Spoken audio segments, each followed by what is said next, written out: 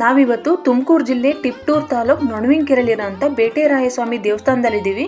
ಈ ದೇವಸ್ಥಾನನ ಪ್ರಸನ್ನ ಕೋಣೇರ ಅಯ್ಯಂಗಾರನ್ನವರು ಸ್ಥಾಪನೆ ಮಾಡ್ತಾರೆ. ತದನಂತರ ವಿಜಯನಗರ ಸಾಮ್ರಾಜ್ಯದ ಕಾಲದಲ್ಲಿ ಬೇಟೆರಾಯಸ್ವಾಮಿ ದೇವಸ್ಥಾನವನ್ನು ಸುಂದರವಾಗಿ ರಚನೆ ಮಾಡಲಾಗುತ್ತೆ. ಈ ದೇವಸ್ಥಾನನ ಪ್ರಸನ್ನ ಕೋಣೇರ ಅಯ್ಯಂಗಾರನ್ನವರು ಹೇಗೆ ಸ್ಥಾಪನೆ ಮಾಡಿದ್ರು ಅಂತ ಈ ದೇವಸ್ಥಾನದ ಅರ್ಚಕರು ತುಂಬ ಸುಂದರವಾಗಿ ವಿವರಿಸಿದ್ದಾರೆ. ಆ ಕಥೆ ಏನು ಅಂತ ಮುಂದೆ ನೋಡೋಣ ಬನ್ನಿ.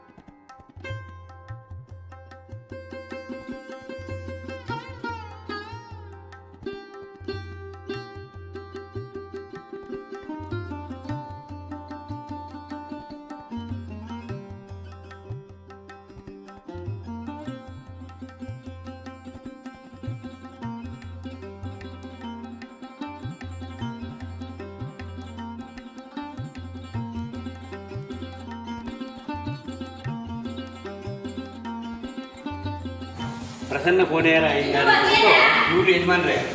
ಇವರಿಗೆ ಕನಸಲ್ಲಿ ಕಾಣಿಸ್ಕೊಂಡಿರೋದು ಮುಳಬಾಗಿಲು ಆಂಜನೇಯ ಸ್ವಾಮಿ ದೇವಸ್ಥಾನ ಮನೆ ಬಿಟ್ಟವ್ರೆ. ಅಲ್ಲೋ ಮನೆ ಬಿಟ್ಟವ್ರೆ.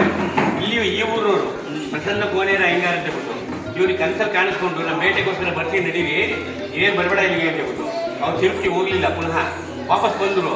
ಈ ಊರಿಗೆ ಆದಿ ವೇಣುಗೋಪಾಲ ಸ್ವಾಮಿ ಆ ಕಡೆಗೆ ಊರಿದು.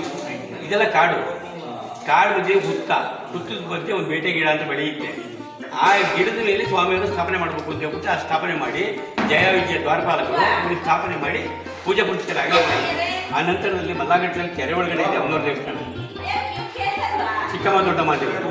ಅಲ್ಲಿಗೆ ಇಲ್ಲಿ ಓಡಾಡ್ಕೊಂಡು ಪೂಜೆ ಮಾಡೋಕ್ಕಾಗಲ್ಲ ಅಂತ ಹೇಳ್ಬಿಟ್ಟು ಅಮ್ಮನವ್ರು ಬೇಕೇ ಬೇಕು ಅಂತ ಹೇಳ್ಬಿಟ್ಟು ಅಮ್ಮನವರು ಪದ್ಮಾವತಿ ಇಲ್ಲಿ ಪೂಜೆ ಮಾಡಿದ್ವಿ.